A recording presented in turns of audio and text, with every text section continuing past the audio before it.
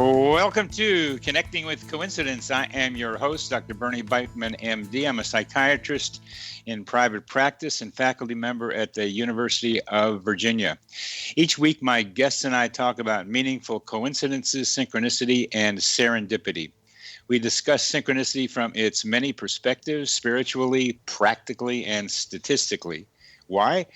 To increase your connection to coincidences so that you can benefit from coincidence awareness in your daily life. I've written a book also called Connecting with Coincidence. Put that phrase, Connecting with Coincidence, in your web browser to find my book, Psychology Today blog, website, and social media sites. If you want to know how sensitive you are to coincidences, go to my website to take the Weird Coincidence Survey. Connecting with Coincidence, Synchronicity, spoken here. Our guest today is Dean Radin, who is Chief Scientist at the Institute of Noetic Sciences, IONS, and Associated Distinguished Professor of Integral and Transpersonal Psychology at the California Institute of Integral Studies. He earned an MS in electrical engineering and a PhD in psychology. There's not too many people who have that combination, electrical engineering and psychology. From the University of Illinois, Urbana-Champaign. Before joining the research staff at IONS in 2001, he held appointments at AT&T Bell Labs, Princeton, University of Edinburgh, and SRI International. He's the author or co-author of 250 technical and popular articles, 4 book chapters, and 4 books to call your attention to, including The Conscious Universe, Entangled Minds, Supernormal, and Real Magic. Dean, welcome to the show. Glad to have you here. Thanks very much. Dean, what do you think of that? Of what goes on at the Science of Consciousness conferences each year with what you are doing? Because it strikes me as they're pretty much physics and anesthesiology oriented, and not so much psi oriented. Well, it has changed over the years. I go to that conference maybe every 2 or 3 times, and I skip a bunch of them because it's true that the focus seems to be more on the neuroscience perspective and theoretical perspectives rather than the full range of consciousness. On the other hand, there certainly are people there representing other views of consciousness. It's just not considered the main track.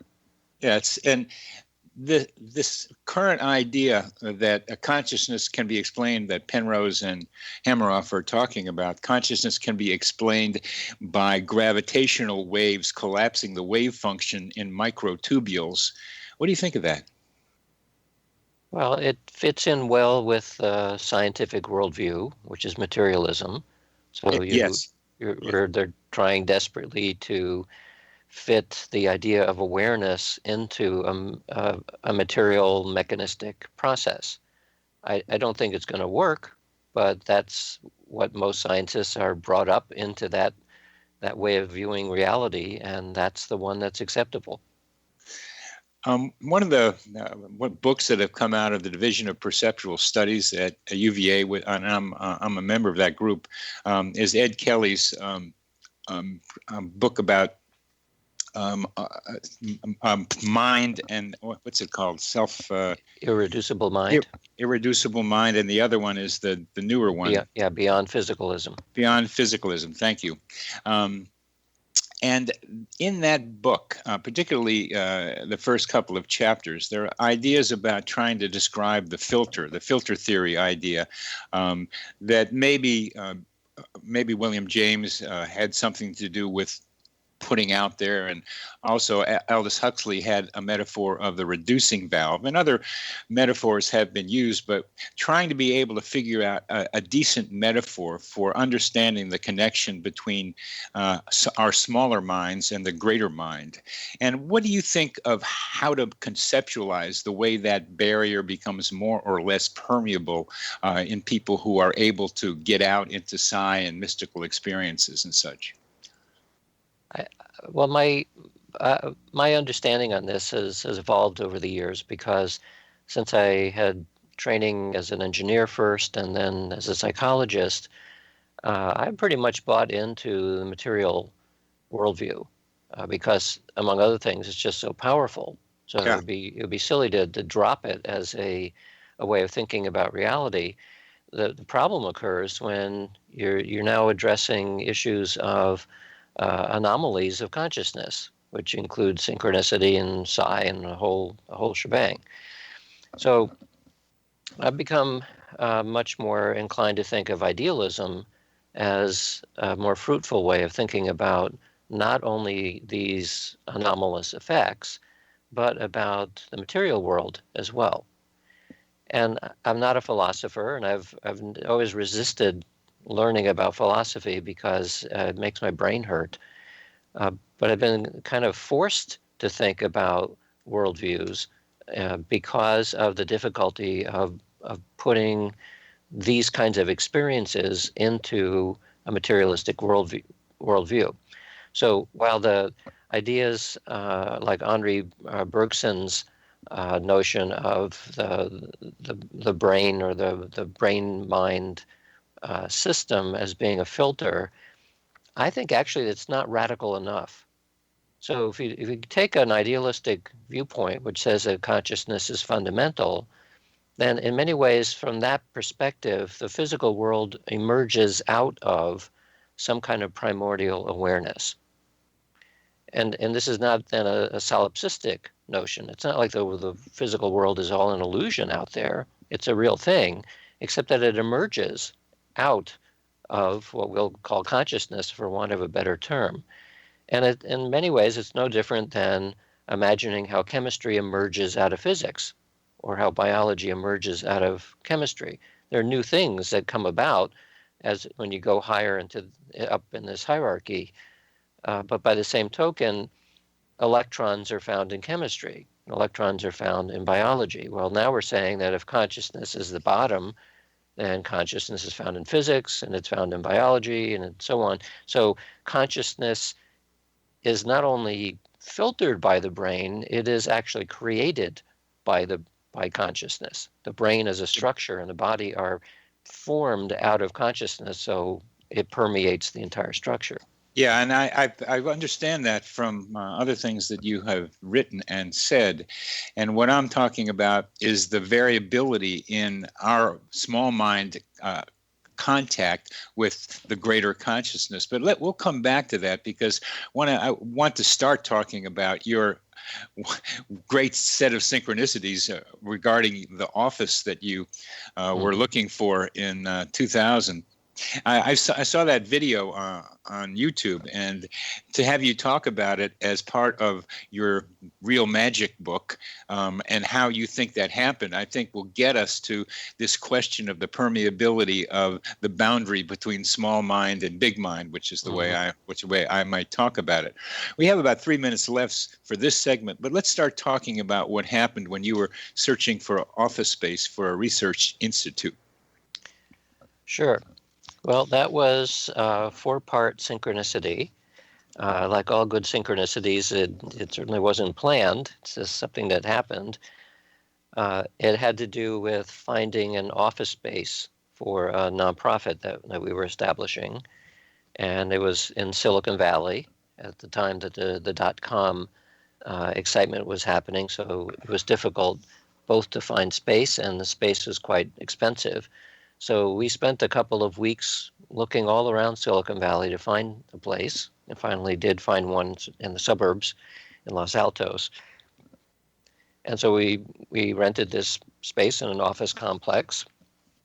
Didn't have much time to look around, except that I looked at the list of people who were in part of the complex just to see who else was there. And it was mostly things like real estate firms and dentists and so on. But I saw one that was called PsiQuest Inc., PSI Quest Inc. So that was the first synchronicity because we were creating an institute for psi research, psi meaning psychic, and there was some place called PsiQuest, which sounded like what we were doing. So at that point, we just simply said, well, that's a good omen or a nice synchronicity, but we didn't think too much else about it. So since we're coming up on time, I think I'll wait for the second synchronicity. Good. That was a hint that maybe you were on the right path.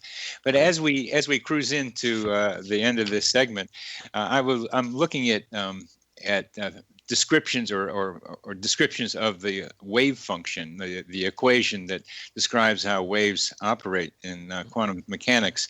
And I was startled to see that the Greek letter psi is used as part of that equation. Yes. That's another little coincidence that I have to wonder about. What did you think about that? Yeah, it stands for almost the same thing. In quantum mechanics, it's an unknown. It's part of the wave function in a variable. But on the other hand, psi is simply a letter of the Greek alphabet, and it is used in lots of different kinds of equations. Yeah, and it's also used in psychology because that's what we mean by mind. Right.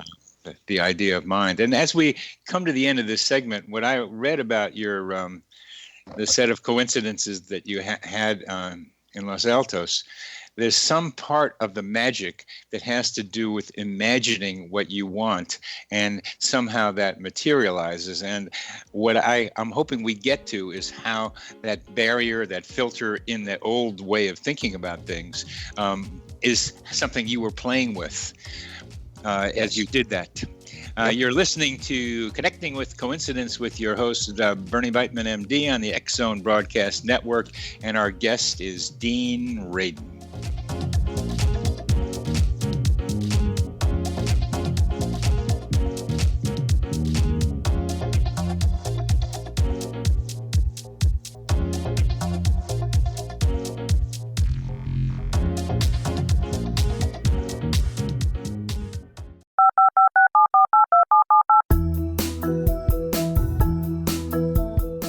Did you know that when you're on the road with limited data or Wi-Fi, you can still listen to the X-Zone Radio Show with Rob McConnell, The Science of Magic with Gwilda Wiyaka, X-1, Dimension X, Space Patrol, and every minute of the X-Zone Broadcast Network by calling 213-401-0080, courtesy of Audio Now.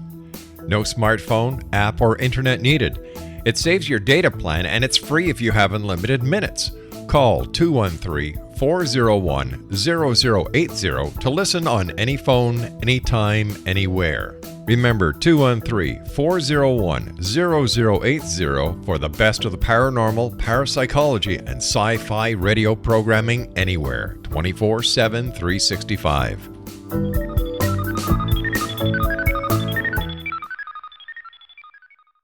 You have heard of the X-Zone? Now watch it on Simul TV. Plus 500 video games, live TV channels, free video on demand, worldwide, and more.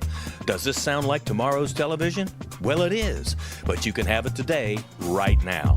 It is Simul TV. Simul TV offers what the others only wish they could provide. 15 exclusive channels like X-Zone, sci-fi, and horror. We are worldwide. No other provider offers that. 500 built-in video games. No need to have an extra expensive system. We have them included. Free video on demand. Live streaming events from around the world. Interactive online network, and much more. Tomorrow's TV today. Simul TV. Sound too good to be true? Well, it's not. You can have Simul TV today. Sign up at simultv.com. Do it today.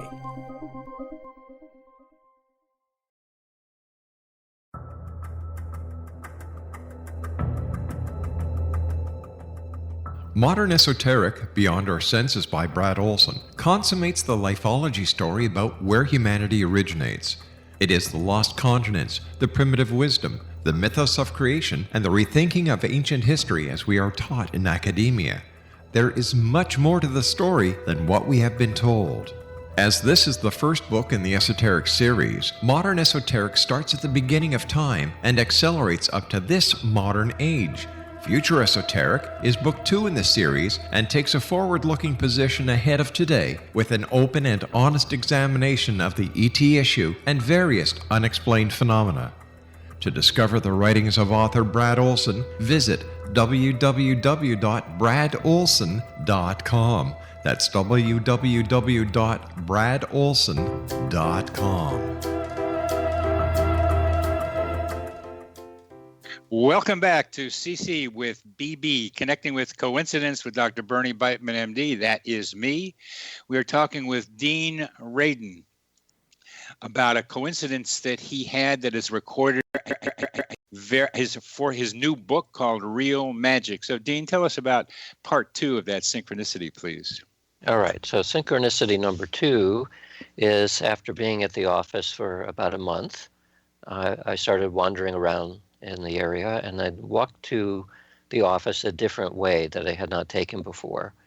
And I noticed, to my surprise, that in the office right next to us, there was a small sign that said SciQuest Research Labs, which now made it a little bit more interesting because I had assumed that SciQuest stood for something like Personnel Service Investigations or something like that. And so what were they doing with the research lab? So I tried to look through the mini blinds, which were closed, and it looked like it was empty. There were no lights on inside or anything, and I didn't see anybody through the blinds.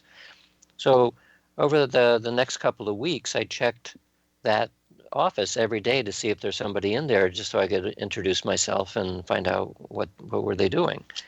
Well, finally, I noticed somebody's in there. One of the blinds is open, and knocked on the door. A man comes to the door, and I'm preparing to say hello. I want to introduce myself. My name is, and the door was open by that time, and the man that opened the door looked at me, and he looked like he was going to pass out, like he looked like he was in shock. And of course, I was concerned, and it was right up to the point where I was about to say my name, and he said it for me. So I said, "Hello, my name is," and he kind of, eyes bugging out, said, "Dean Radin?" And so now I didn't know what to think because I had never seen this person before. I had no idea how he would know me because our name, what we were doing, was not anywhere on our. In fact, nobody knew where we were at that point, and no one knew what our institute was about because we called it Boundary Institute. Didn't have anything to do with psi, at least not visibly. Do you know why you called it Boundary Institute? Because that's what I'm curious. That's what I've been trying to talk about, the boundary between small mind and big mind, or at least one idea. Yeah, for us, it was the boundary between mind and matter. Good. Same idea. Yeah. Yeah.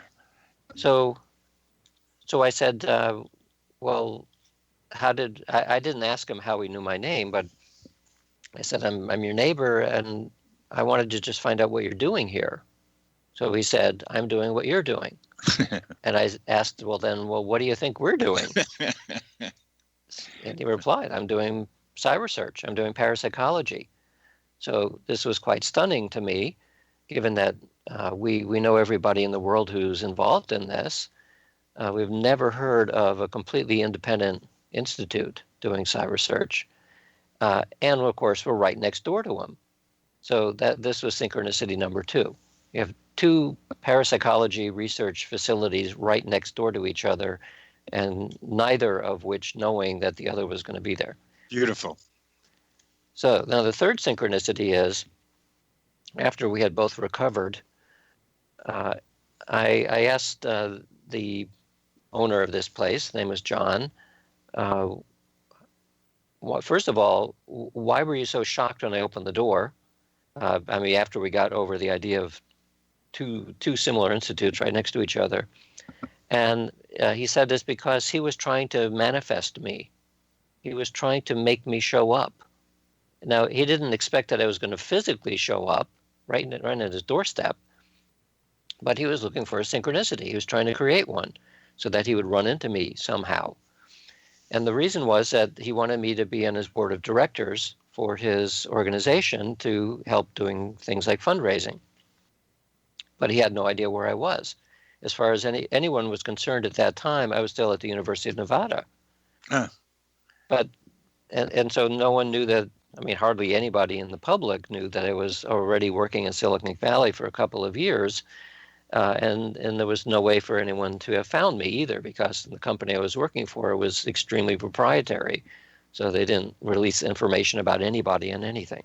What was your reaction when he said your name? Well, I felt disoriented because it It wasn't so much the name. I mean, I'm semi-public, so people might recognize me, although not that surprising. But when he told me that he was trying to make me show up, he was trying to manifest me, that really made me feel quite disoriented because I think I have free will. And I think I went to the door that day and knocked on it thinking, okay, I'm going to do something now. And yet it fit in perfectly with what he was trying to do. And I asked him, how was he doing it? What does it mean to try to manifest someone? Yeah. Well, so he was doing a Tibetan dream yoga technique, which is 3 hours awake and 3 hours dreaming, and you do that over 24 hours. And after the second or third round, you start getting into this strange space where you're not completely sure if you're awake or dreaming anymore.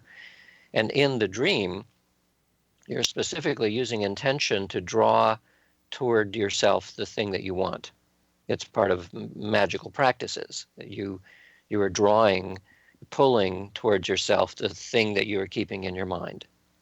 So when I knocked on the door, he had just finished a 3-hour dreaming session, and he was shocked because he was not completely sure if he was dreaming or awake. And I thought I was awake, and I'm sure I was, because we then had to get over this shock of somehow the magic had worked. How does one know one is dreaming during these 3 hours on and 3 hours off? Well, that's the thing, isn't it? So if you are sleeping and dreaming in 3-hour shifts, maybe the first time it may be difficult to go to sleep. But the second time, third, and fourth time are pretty easy because you're already in a kind of discombobulated state. Yes. So it's easy to fall asleep. And so in the process of falling asleep, you kind of program yourself to, this is the thing I want, this is the thing I want. You go to sleep with that in mind. And because you're in this strange state, you're very likely to end up dreaming, and hopefully dreaming the thing that you want. So he wasn't a lucid dreamer. But he was having dreams that were along the lines of what he was trying to program. And this was not just a one-shot deal. He'd been doing this for months. So he would program himself before he went to sleep, as well as he could know that he was awake when he was doing it. And then he would like so many people, like Kekulé discovering the benzene ring, wanting to be able to use the dream to be able to come up with the answer to a problem. Right. So he didn't imagine that I was going to open the door one day. He was imagining that it'd be more like he would find something I had written that had an email address or some other way that he can get in contact with me.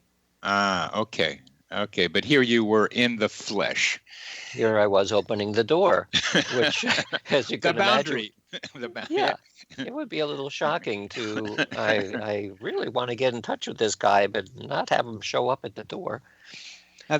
You mentioned that you think you have free will, which I like to think you do too. So that when you want to have someone do something and it's not what that other person wants to do, that would be a problem. That would actually be black magic. That's what I thought. Yeah. But you were a kind of as far as I can tell, in a neutral position about whether to meet this guy or not, because at least he wasn't going to be against what you were doing, and there he was being in favor of what you're doing. But you were kind of almost the way you describe it, a pawn in his dream. Yeah, but it was a two-way street. Yes. So synchronicity number 4 is that about the month before all of this unfolded, I was in the office. We had a pretty large suite of offices, and the only one that I had furnished was mine because I was waiting for the other folks in our organization to join me. So I'm in this big empty space in my office, and I had a desk and a whiteboard and a few other things. And I've been drawing on the whiteboard the kind of laboratory space I want, which is a certain sort of shielded room and a special reclining chair and some physiology equipment and a bunch of other things. So I was sketching it on the board, and it was sitting there now for weeks on the board. And I was looking at it a lot, thinking both about what we would be doing and about the equipment, and also wondering where in the world am I going to get all this stuff? It was about $100,000 worth of equipment, which we didn't have. So after we go back to synchronicity number 3, where John was manifesting me somehow, after that he said, well, do you want to see what we have? Of course. So he brings me back into his lab, which has the shielded room that I wanted, the reclining chair, the physiology equipment, and a bunch of other stuff. And then it was another shock for me, because after I got over what I was looking at, I said to John, well, come over to my office and see what I have drawn on my whiteboard, because I had drawn exactly what he was showing me, and it was on the other side of the wall, because my office was adjacent to his laboratory, and literally maybe 2 or 3 feet on the other side of the wall from where I had been drawing was the very thing I had been drawing toward me. So I wanted something, namely what he had in his lab. He wanted something, namely me, and somehow this double synchronicity conspired in such a way as to draw 2 extremely unlikely things together and literally right next to each other. Reminds me of people who think they have a soul flame, somebody who's the same as they are, but of usually the opposite sex, and who are looking for each other. And there's something so hat, glove, and hand that fits so beautifully with what you're just describing. Yeah. You are listening to Connecting with Coincidence with your host, Bernie Beitman, MD, on the X Zone Broadcast Network. And our guest is Dean Radin, who is the author of the new book called Real Magic.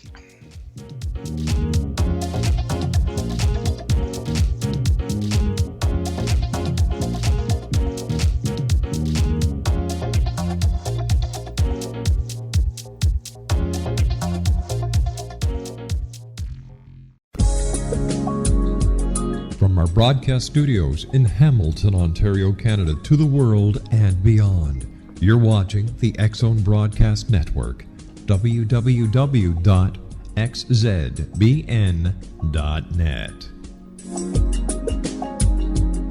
AVS Media Den.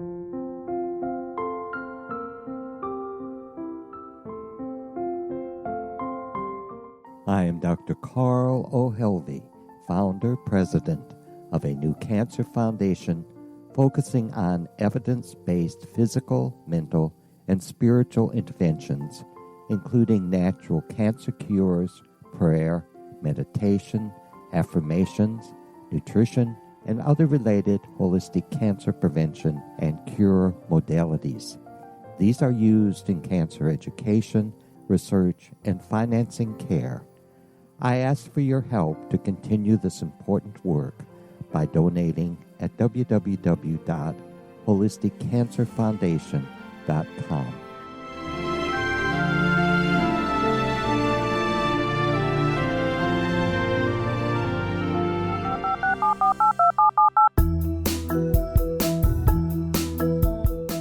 Did you know that when you're on the road with limited data or Wi-Fi, you can still listen to the X Zone Radio Show with Rob McConnell, The Science of Magic with Gwilda Wiyaka, X-1, Dimension X, Space Patrol, and every minute of the X Zone Broadcast Network by calling 213-401-0080, courtesy of Audio Now. No smartphone, app, or internet needed. It saves your data plan, and it's free if you have unlimited minutes. Call 213-401-0080 to listen on any phone, anytime, anywhere. Remember 213-401-0080 for the best of the paranormal, parapsychology, and sci-fi radio programming anywhere, 24/7, 365.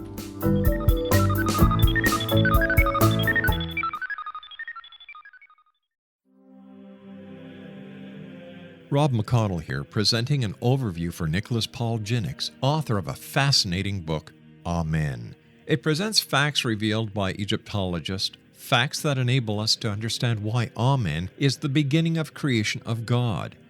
It provides recommendations for religious leaders of the major religions to unify their beliefs and teach the Word of God. Love one another. Amen informs people how mankind conceived God. It was the Egyptians that developed the concepts of a soul, a hereafter, and Son of God. And finally, After the worship of many gods, they conceived the belief in one universal God, the maker of all there is.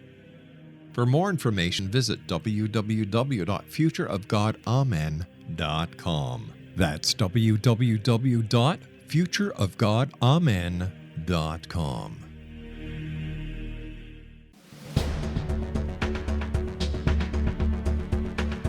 Welcome back to Connecting with Coincidence with your host, Dr. Bernie Beitman, MD. That is me. Our guest is Dean Radin.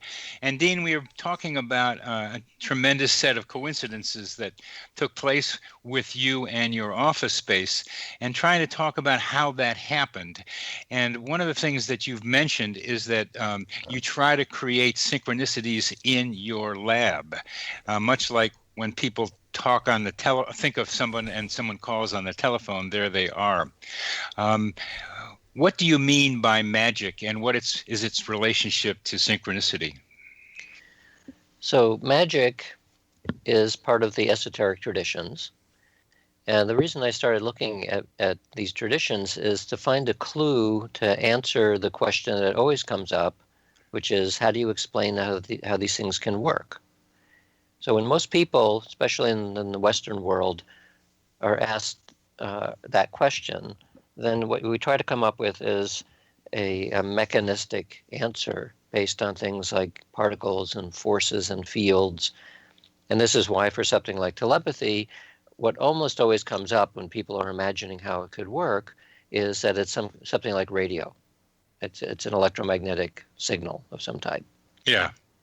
The problem with that is that for probably a century now, people have been testing the idea as to whether or not it is one of the known forces, in particular electromagnetism, through use of shielding and distance and other methods. And it basically, we know with high confidence that we're not dealing with electromagnetism. So it's not mental radio. It's something completely different. Well, then someone like a physicist who spends their life learning about the material forces, they'd say, well, then what you're talking about is impossible. It can't work because we don't know of anything that does that. And I think they're probably right, that from a straightforward materialistic perspective, it's very difficult to understand how any of this stuff can work. So you look in the esoteric traditions, because science is roughly 400 years old, but the esoteric traditions are maybe 40,000 years old. And there's a single thread that you see echoed again and again through all cultures throughout history on that lineage. And that's where the idea comes from that consciousness is fundamental. It's from where the universe arises. And if you then simply adopt that perspective, then suddenly things like telepathy and all of the psi phenomena and synchronicities start to make sense, but they make sense in a way that is not conventional, at least not from a scientific perspective, because you have to imagine a more radical reality where the physical world becomes a special case of a more complex reality where ultimately mind or consciousness is really the fundamental thing. What makes a person, either state or trait, more able to do psi events? Well, there's a little bit known about that. We know that the psychological trait of openness is an important component. There are many experiments looking at what's been dubbed the sheep-goat effect, where the sheeps are the believers and the goats are the non-believers. And so using belief as a factor in an experiment, you can modulate performance by looking at belief. So the typical experiment is a classroom of students, and you separate them according to their prior belief in ESP. You have them do the same experiment, and the results are very predictable. The believers will get a positive result, and the non-believers will either get a null result or a negative result. And the difference in performance between both of those groups typically is significant. So what's interesting then is that you look within magical lore, and you find that among the things that modulate magical practice is belief. And noticing that and many other similarities made me realize that parapsychology has been studying magic. The same kind of effects that you see in the esoteric concepts of magic are the same as what we see in the parapsychology lab, except we don't talk about magic because it sounds antediluvian somehow. But in fact, that's the kind of practices that we've been talking about. And that's why I'm thinking that we need to pay more attention to the way that the people throughout history have thought about these phenomena. Now, all of it, of course, was pre-scientific. So they didn't have the same language or concepts, but maybe they were onto something that we have accidentally dropped in the effort to look more scientific. And that's ultimately what turned into my book, Real Magic. And you're trying to bring the esoteric into the old information into the exoteric to be able to have us understand what magic might have been in the old days. But I'm still caught with how it is that you or the guy next door in the office can penetrate from what I consider our small minds, which are immersed in this greater consciousness, and make a better connection with that greater consciousness to make the magic happen. There's something about permeability of mind to greater individual mind to greater consciousness that you are talking about with sheep goat, with belief, with openness.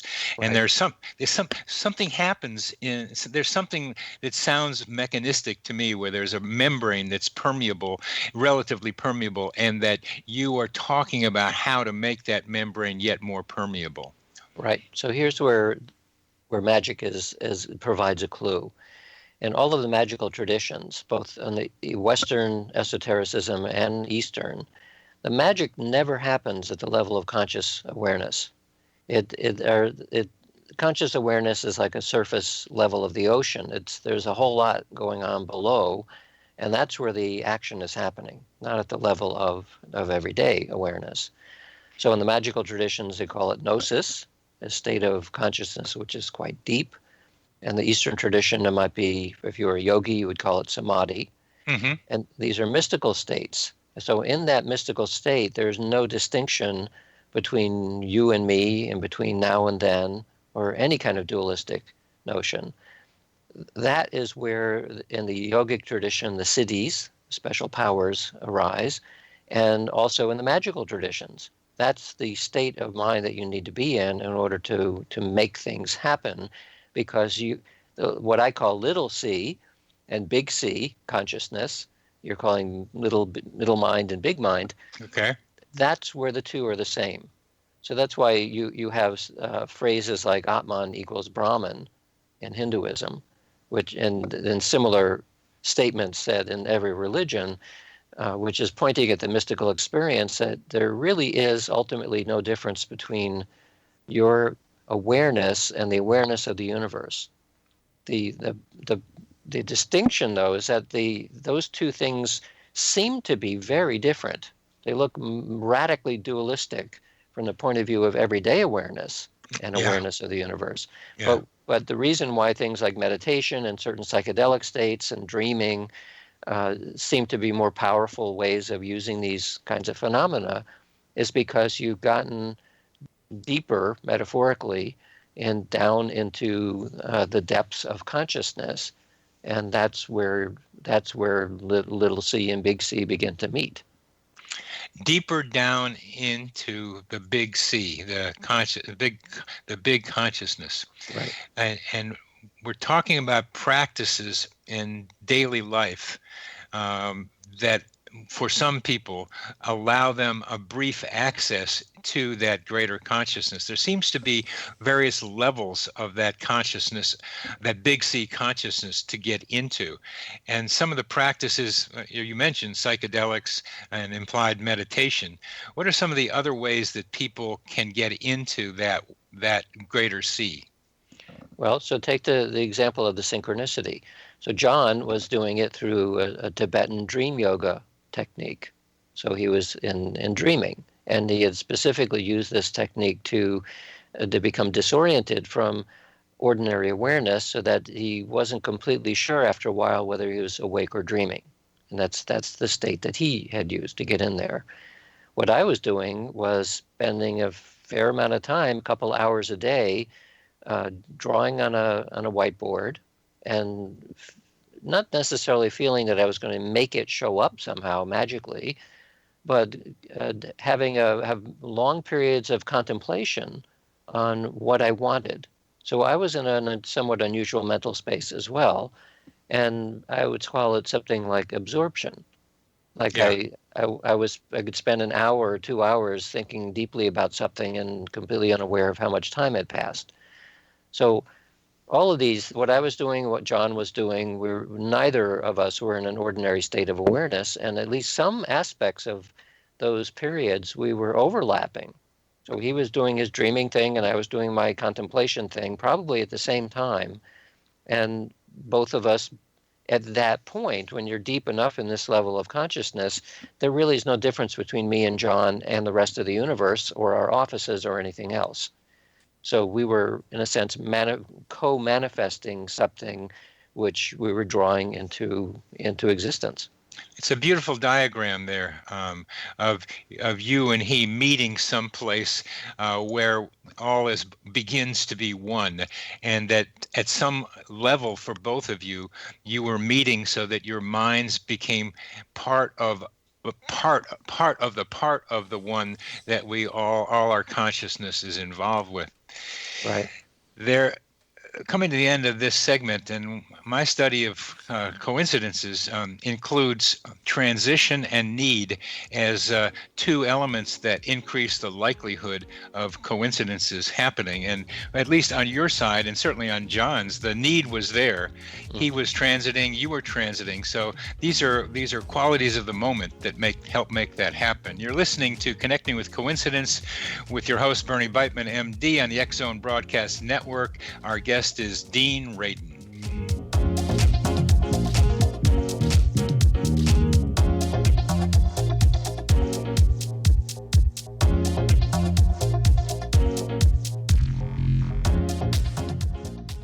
You have heard of the X Zone? Now watch it on Simul TV, plus 500 video games, live TV channels, free video on demand, worldwide, and more. Does this sound like tomorrow's television? Well, it is, but you can have it today, right now. It is Simul TV. Simul TV offers what the others only wish they could provide. 15 exclusive channels like X Zone, sci-fi, and horror. We are worldwide. No other provider offers that. 500 built-in video games. No need to have an extra expensive system. We have them included. Free video on demand. Live streaming events from around the world, interactive online network, and much more. Tomorrow's TV today. Simul TV. Sound too good to be true? Well, it's not. You can have Simul TV today. Sign up at simultv.com. Do it today.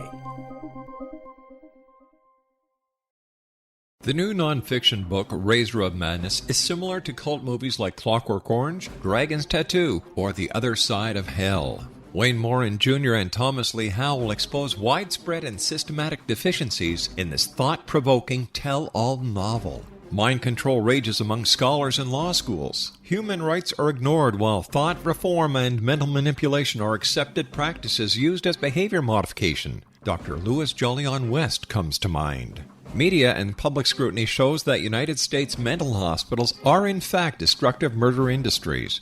Razor of Madness expose novel details this epidemic through an in-depth professional and personal investigation. For decades, there has been a revolving door policy that still releases killers and pedophiles back into society. The maestro of mind control continues to haunt America to this very day. Razor of Madness is available in paperback or as a downloadable ebook at Amazon.com. I'm William S. Peckham. If you enjoy a good mystery with a touch of the paranormal, then you'll love my novel, From Out of the Woodwork. It's the story of a young Toronto contractor, Sean Kennedy, who buys derelict homes, guts them, and turns them into multi-family dwellings. Slums just waiting to happen. When Sean buys 29 Livery Lane, the house fights back. Former owners unexpectedly come out of the woodwork as he starts the destruction. The apparitions come to him when he touches old books, reads hidden letters, rummages through old boxes, finds a locket, or reads a discovered manuscript of a murder mystery. From Out of the Woodwork will take you from 1899 to the horror of the World Trade Center, September 11, 2001. Check out From Out of the Woodwork on my website, www.williamspeckham.com.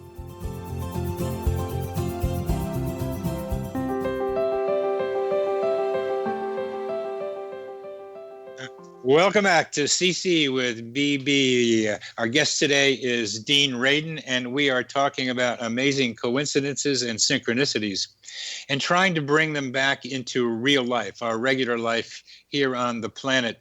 Dean had quite an amazing one with putting together two minds that had similar overlapping and congruent needs. An amazing one. But now we're talking about how we do this in regular life. We're talking about small consciousness, C, small c, big C, and trying to see how we in our lives can bring synchronicities into them. And Dean, please talk a little bit more about us regular humans walking around trying to make synchronicities happen. Well, what regular humans need to do is meditation, or they need to practice various kinds of dream exercises, or take the right psychedelic drug under the right conditions. Basically, your everyday conscious awareness is not the place to be for these kinds of phenomena. Unfortunately, I think you don't need to spend 30 years meditating to make it happen. I think there are other factors that also are important here, like focus and clarity about the nature of the intention, and about motivation. So you can, with focused clarity and motivation and belief has to be there as well, with those factors are all in alignment, then, quote, miracles can happen. And this, of course, is the underlying basis of the whole genre of affirmations research. That the affirmations idea is that you really, really want something to happen, and you focus on it, and eventually it happens. It's not quite that simple, of course, but that's the idea. So if you look at where the origin of that came from, it's basically magic. It goes all the way back to shamanism. So it's around a 10,000-year-old process. And there are many ways of doing it. And in my book, Real Magic, I give a chapter on two of the most ancient and still popular methods, both of which have to do with writing down on paper or cuneiform, if you happen to be an ancient person. But this is the method of taking an idea out of your mind and making it manifest in the real world by causing it to manifest on paper first. It's called writing magic. I'm a psychiatrist. I do psychotherapy. And one of the problems I have with the psychotherapeutic literature is how still it's based in the past. And it's also very much here and now oriented, which is pretty good too, but the idea of the future has not strongly entered in to the psychotherapeutic effort, where it seems to me from what you're saying, psychotherapists would be very much better serving their patients if they would help patients do just what you're talking about, energize in various ways, including writing what you want to have happen. Yeah, that is one of the ancient magical practices. That you don't make something appear now. You set your intention in the future. Your future goal is established. And then the world simply conspires in such a way as to be drawn towards that goal.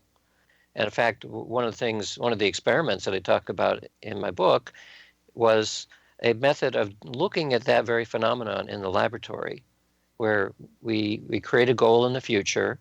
We intend that goal to happen, but from an experimental point of view, you can trace to see how did you get there. If you in fact achieve the goal, what happened?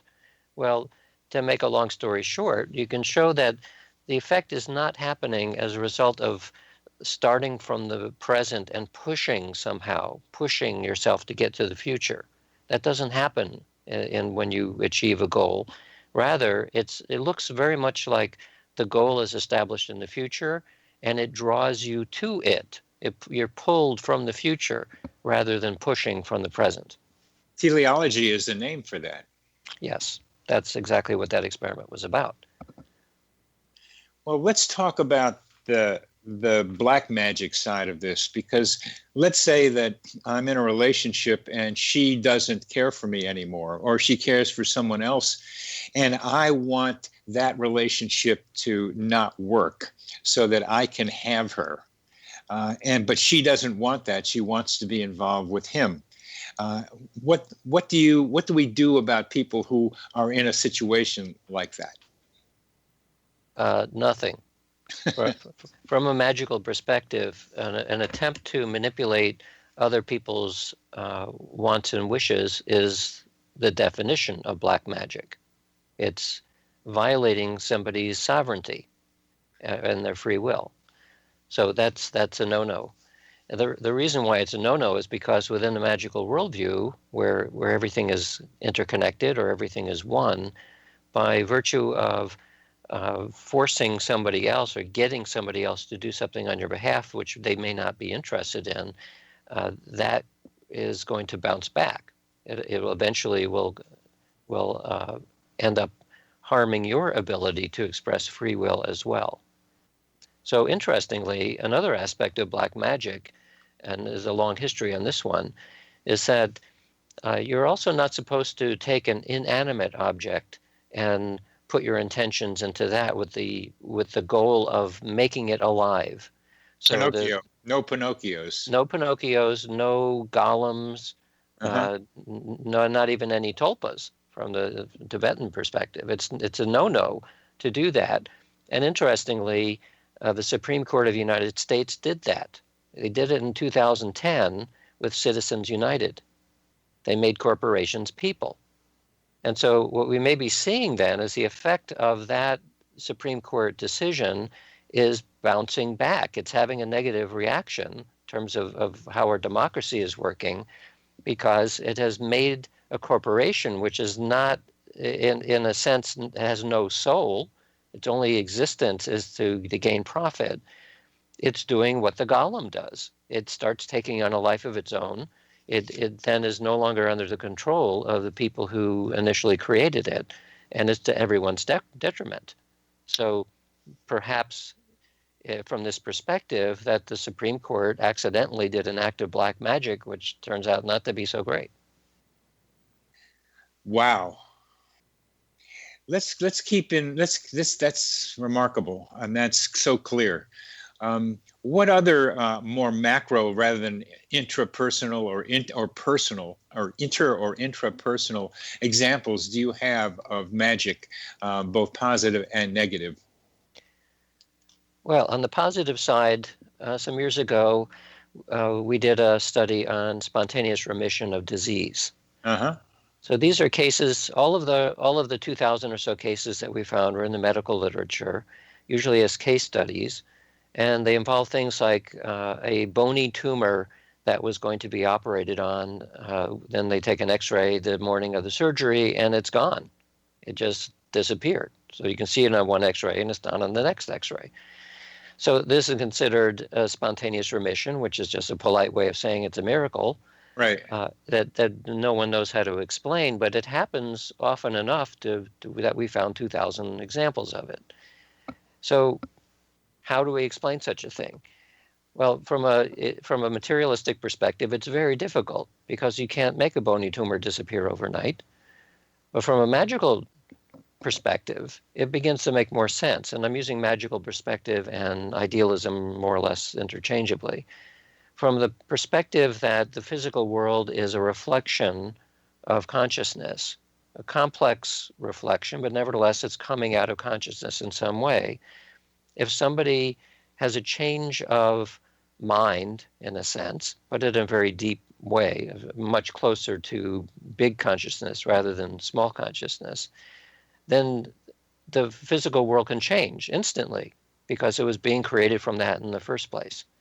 So from that perspective, and of course we don't have all the details yet in the way that we would feel comfortable with from a scientific perspective, but if that perspective is correct, then suddenly these miracles of spontaneous remissions, which of course are very dramatic outcomes for the people involved, is no longer magic. It's simply it's a different way of viewing the nature of reality itself. And in that form of reality, where consciousness is fundamental, all kinds of interesting things can happen.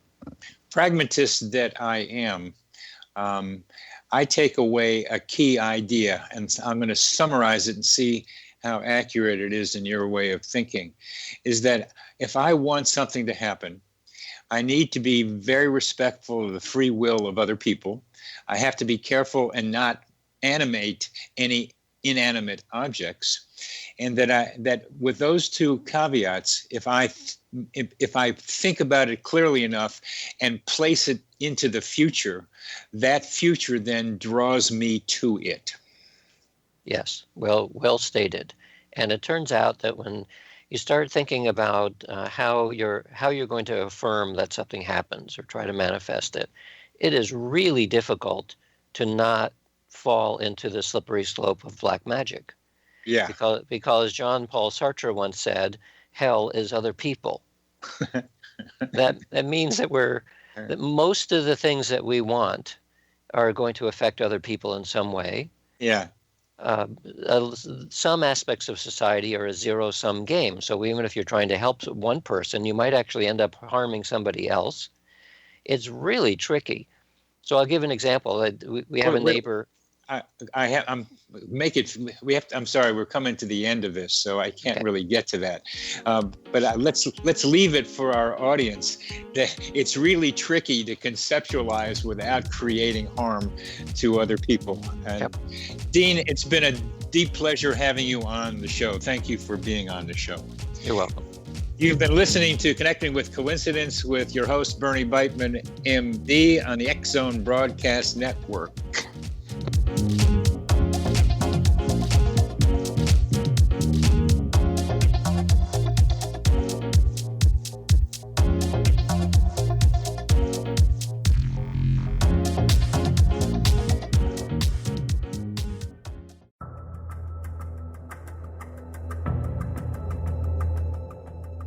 Modern Esoteric, Beyond Our Senses by Brad Olson, consummates the lifeology story about where humanity originates. It is the lost continents, the primitive wisdom, the mythos of creation, and the rethinking of ancient history as we are taught in academia. There is much more to the story than what we have been told. As this is the first book in the Esoteric series, Modern Esoteric starts at the beginning of time and accelerates up to this modern age. Future Esoteric is book 2 in the series and takes a forward-looking position ahead of today with an open and honest examination of the ET issue and various unexplained phenomena. To discover the writings of author Brad Olson, visit www.bradolson.com. That's www.bradolson.com.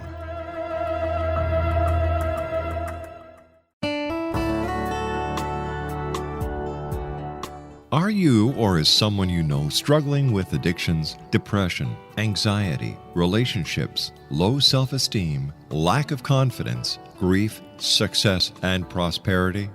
Do you know that your subconscious belief plays a big role in the outcome of your hard work?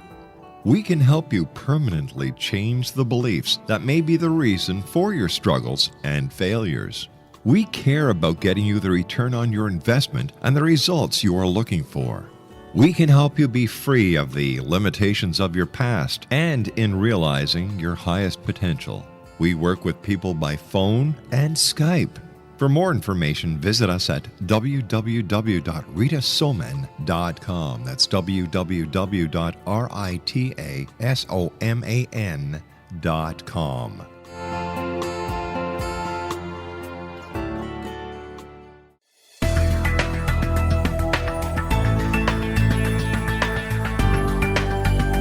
Do you think you have energy problems in your home? Do you feel better when you're away than when you're home? Joey Korn is a global leader in the world of dowsing who specializes in personal energy clearing and space clearing.